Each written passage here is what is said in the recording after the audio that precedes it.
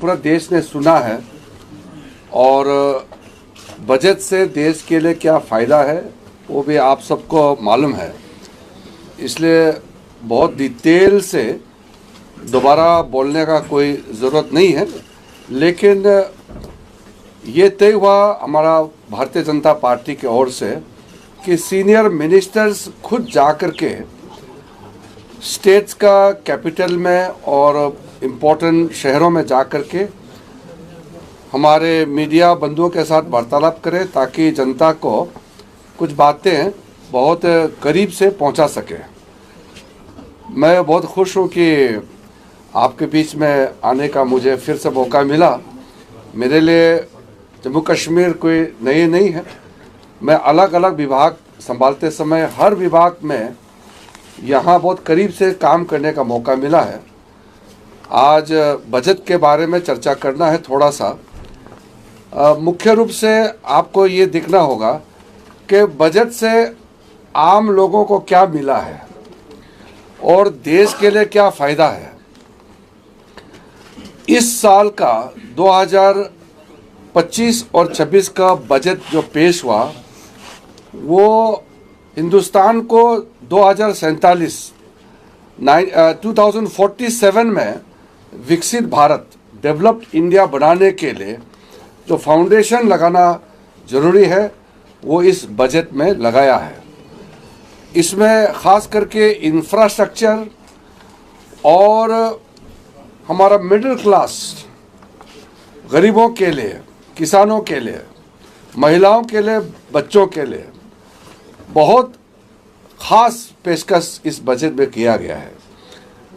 जम्मू कश्मीर में तो आप सबको मालूम ही है, जब से हमारे प्रधानमंत्री नरेंद्र मोदी जी 2014 में पदभार संभाला तब जम्मू कश्मीर का क्या हालत था और आज कितना तेज़ी से आगे बढ़ रहा है वो भी आप सबको मालूम है। इस बजट में सबसे पहले तो हमारा जो मिडिल क्लास है, जो सैलरीड क्लास है, जो मेहनत करके कमाते हैं, कोई करोड़पति, कोई मिलियनर नहीं, मिडिल क्लास बहुत सिंपल से अपना ज़िंदगी जीते हैं, उनके लिए हमारा देश का इतिहास में, हिंदुस्तान का इतिहास में इतना बड़ा रिलीफ और सपोर्ट ना कभी सोचा है ना कभी मिला है।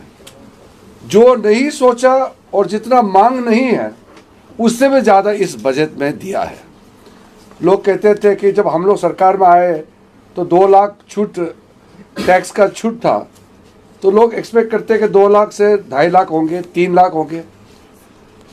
मोदी जी का समय में 2 लाख से 7 लाख तक ले गए, वो भी अपने आप में ऐतिहासिक है। लेकिन इस साल का बजट में 7 लाख से सीधा 12 लाख रुपया तक टैक्स फ्री करना। आप हर महीने अगर 1 लाख रुपया कमाते हैं तो आपको 1 रुपया टैक्स देने का आवश्यकता नहीं है। तो ये पूरा दुनिया में एक मिसाल है कि वेलफेयर सरकार अपने लोगों के लिए इतना बड़ा काम कर सकते हैं। ये एक चर्चा का विषय है दुनिया में, सिर्फ हिंदुस्तान में नहीं। और इसमें जो टैक्स का लैब्स है, अलग अलग लेयर्स है, वो डिटेल में कहेंगे तो बहुत लंबा हो जाएगा। लेकिन उसके बाद जो अलग अलग टैक्स का रिलीफ है, ये सिर्फ 12 लाख तक रिलीफ नहीं है, कई रिलीफ उसमें प्रदान किया गया है। तो आप लोग जैसे कि आप लोग कमाई करते हैं, फिर कमाई में जो टैक्स होता है, इंटरेस्ट में जो टैक्स होता है, इसमें भी छूट दिया गया है। आप अगर लोन लेता है या टैक्स एट द सोर्स जो डिडक्शन करता है उसमें कमी, हर लेयर में टैक्स का छूट इतना दिया गया है कि मिडिल क्लास अपना ज़िंदगी आराम से जी सके। और अभी इनकम टैक्स को लेकर के एक सिंप्लीफिकेशन, सरलता के लिए नया कानून हम लोग बना रहे हैं। परसों कमेटी बनाया और पार्लियामेंट्री एक सिस्टम होता है, सेलेक्ट कमेटी बना करके इनकम टैक्स को भी बहुत सरल करने का मोदी सरकार ने निर्णय किया है। तो सबसे पहले तो हमारा मिडिल क्लास लोगों के लिए जो राहत दिया है उसके लिए मैं पूरा हमारे मिडिल क्लास कम्युनिटी को अभिनंदन करता हूँ। मैं आपको बधाई देता हूँ कि इतना बड़ा छूट इस बार मिला है। उसके बाद में जम्मू कश्मीर में एक विशेष परिस्थिति है। कश्मीर में तो आपने देखा है, यहाँ लोग सेब उगाते हैं, हैंडलूम, हैंडीक्राफ्ट, जो छोटे छोटे बिजनेस करते हैं, उनके लिए बहुत राहत इस बार मिला है। और आपका जो कश्मीर में सामग्री पैदा होते हैं वो लोकल मार्केट ही नहीं, उसको एक्सपोर्ट करने के लिए भी एक मिशन इस बजट में घोषणा किया गया है, ताकि यहाँ जो मेहनत करता है, कश्मीरी आर्ट्स, कश्मीर में कारीगरी का बहुत फेमस है, बहुत नाम है, उसको दुनिया के सामने में आपको प्रोडक्ट को ले जाने के लिए स्पेशल मिशन मोड में इस बार अनाउंसमेंट जो हुआ है, इसमें पूरा इंटरवेंशन करके सपोर्ट मिलेगा।